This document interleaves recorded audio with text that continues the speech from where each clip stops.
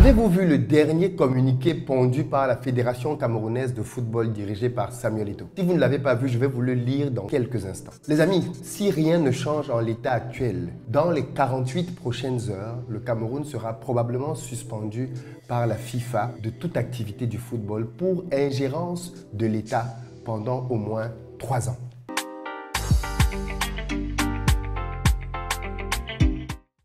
Salut à toi, bienvenue sur ma chaîne, moi c'est Philippe Simon et si je te parle de business, de développement du continent africain. Donc si ça t'intéresse, tu t'abonnes. Pour ceux d'entre vous qui, comme moi, voulez lancer des business en Afrique, sachez que j'ai créé un programme de formation dans lequel je vous accompagne à déterminer les bonnes idées de business et à les implémenter. Cameroun, Côte d'Ivoire, Sénégal, Bénin, Mali, Burkina, bref, Togo. Contactez le numéro WhatsApp qui s'affiche. Si vous êtes en Côte d'Ivoire, si vous arrivez prochainement à Abidjan et que vous avez besoin d'un véhicule pour vous déplacer, sachez qu'on a à votre disposition Pick-up SUV Berlin que vous pouvez louer au numéro là aussi qui s'affiche. Si vous cherchez par contre un appartement, une chambre pour vous loger de bon standing proche de toutes les commodités, sachez que nous avons plusieurs appartements désormais dans la ville. Vous pouvez les réserver dans la barre de description grâce aux différents liens. Une chambre, 2 chambres. À partir de 40 €, c'est possible. Donc ne tardez pas. Je profite d'ailleurs de l'occasion pour rappeler que si vous êtes vous-même détenteur d'un appartement ou alors si vous voulez vous lancer dans le domaine de la location saisonnière, nous pouvons vous accompagner là-dedans de A à Z. Nous pouvons trouver l'appartement pour vous, faire des travaux, faire de la décoration dedans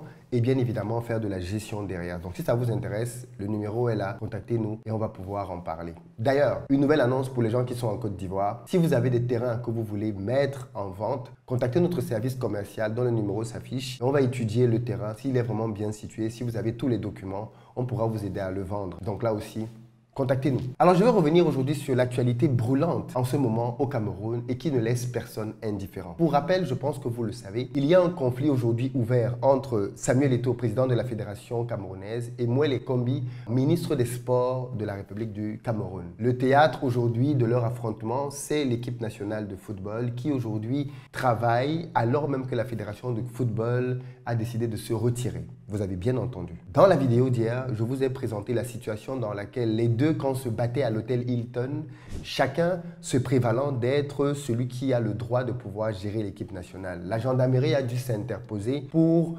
empêcher le scandale que l'on était en train de vivre sous nos yeux. Parce qu'il faut le dire, quand les voitures venaient se garer devant l'hôtel, dès qu'un joueur descendait, le staff de la FECAFOOT, Fédération camerounaise, et le staff du ministère essayaient de se disputer le joueur pour le faire entrer dans l'hôtel. La gendarmerie, qui était massivement présente, a décidé d'interrompre ce spectacle-là en éliminant simplement les deux parties. Ce qui s'est passé, c'est que la Fédération camerounaise de football, qui, comme d'habitude, gère la logistique des équipes nationales, n'a pas pu le faire. Le ministère, non seulement a imposé son staff, mais en plus s'est assuré que le staff de la FECAFOOT n'accède pas à l'hôtel en réservant les chambres et en empêchant que l'argent que la FECAFOOT avait puisse permettre de prendre des chambres. Pour aller encore plus loin, malheureusement, aujourd'hui, on craint le pire. Et pour cause, le communiqué que la Fédération camerounaise de football a sorti suite à l'altercation dont je vous ai parlé hier. Et je vais vous lire donc à présent ce communiqué-là. Communiqué de presse numéro 058 FECAFOOT SG 2024. La Fédération camerounaise de football, FECAFOOT, porte à la connaissance de l'opinion publique nationale et internationale qu'un ensemble de faits suffisamment graves se sont déroulés le dimanche 2 juin 2024 au cours des travaux préparatoires pour l'entrée en stage des Lions indomptables du Cameroun. Au cours d'une réunion convoquée en date du 2 juin 2024 à l'hôtel Hilton, l'entraîneur-sélectionneur, M. Marc Brice, a décidé de remanier l'encadrement administratif et technique nommé par le comité exécutif. Par ailleurs, l'hôtel choisi par ce dernier, pour des raisons que la FECAFOOT ignore, a refusé le paiement convenu depuis plusieurs jours pour les commodités d'hébergement.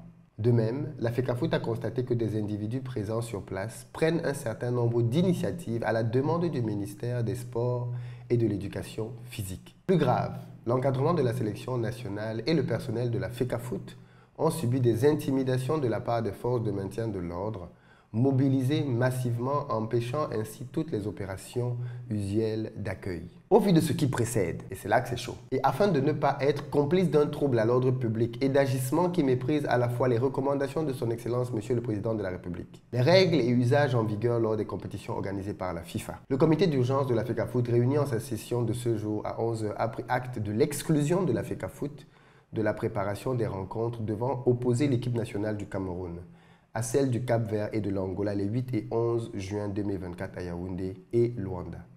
Faite à Yaoundé le 3 juin 2024, signé par le secrétaire général.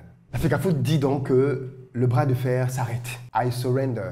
Ils abandonnent le combat et ils laissent donc désormais le ministère gérer à 100% l'équipe nationale de football. Mais voyez-vous, en rédigeant un communiqué comme celui-ci et en le mettant sur la place publique, en interpellant l'opinion nationale et internationale, on pourrait penser que ceci est clairement un signal que la fédération donne à la FIFA pour pouvoir suspendre le Cameroun. Parce qu'il faut bien le dire, les règles de la FIFA sont très claires. Aucune ingérence de la politique d'un État ne doit s'immiscer dans le football. Absolument aucune. Même si, comme dans le cas des pays africains, ce sont les États qui financent le football, il ne leur est pas permis de s'ingérer dans la gestion du football. Or, dans le cas d'espèce, il est évident que le ministère des Sports, donc qui représente l'État du Cameroun, s'est ingéré de manière assez flagrante dans la gestion du football.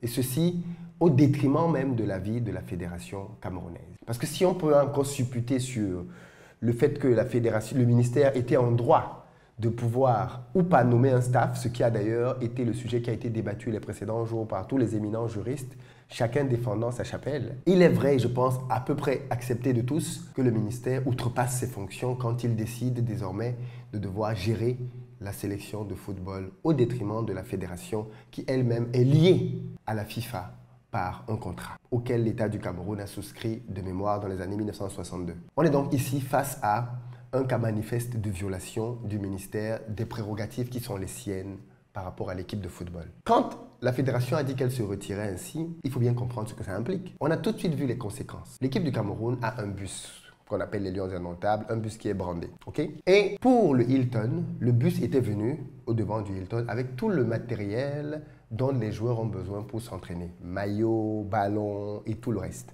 Il se trouve que quand la FECAFOOT a décidé de se retirer, ils sont repartis avec le bus aussi. Conséquence, les Lions Indomptables, hier, n'avaient pas d'équipement. Rien du tout. Ils ont fait leur balade matinale dans la ville de Yaoundé, dans les rues de la ville de Yaoundé, chacun arborant son propre maillot comme il le souhaitait. Ce qui est juste inimaginable, impensable pour une équipe nationale du rang, du calibre des Lions Indomptables. On se retrouve donc ici avec une équipe nationale qui, malheureusement, est en train d'humilier en Mondiovision le pays, parce que clairement à ce stade-ci, c'est le pays qui est humilié et prend cher.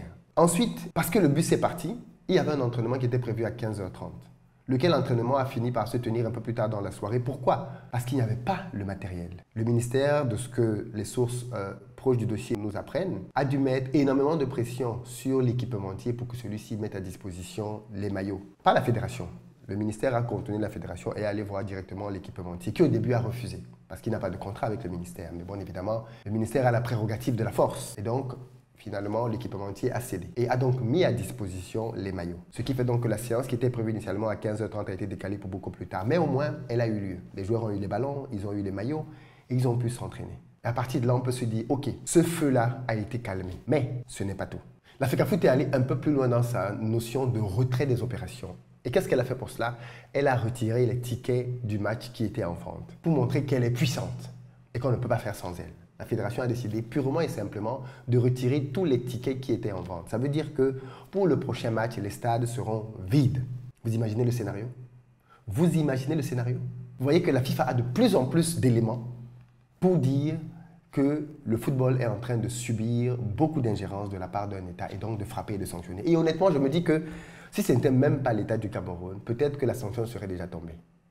Mais il y a une ligne rouge à ne pas franchir. Il y a un Rubicon à ne pas passer. Et celui-ci, ce sont les officiels de la FIFA. Parce que pour chaque match, dans le monde entier de football encadré par la FIFA envoie des officiels. Et dans le cadre du match opposant le Cameroun, ce samedi au Cap-Vert, la FIFA envoie au Cameroun des officiels.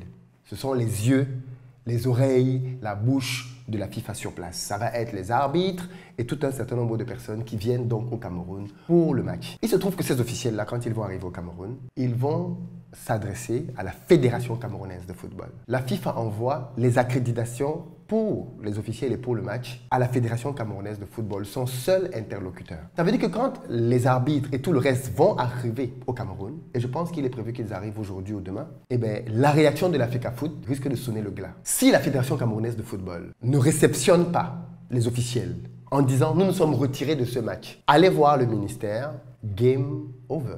C'est terminé. Parce que le ministère, bien évidemment, n'a pas les accréditations. Le ministère n'est pas en capacité de pouvoir se substituer à la fédération à ce niveau-là. Tout ce qui se passe au Cameroun, on peut dire que le ministère peut encore essayer de se substituer à la fédération pour l'hôtel, pour les entraînements, pour les maillots, oui.